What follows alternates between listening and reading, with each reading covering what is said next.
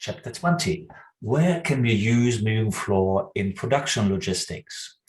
Well, behind me, you have a very simple example where we use already moving floor silos in production logistics.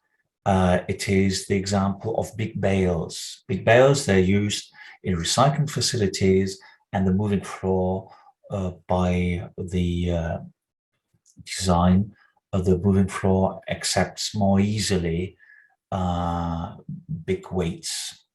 So if we have heavy bales, that can be transported quite easily by such a moving floor.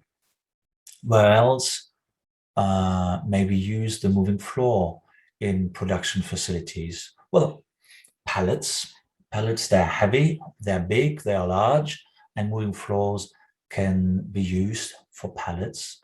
Also barrels, they represent also big items.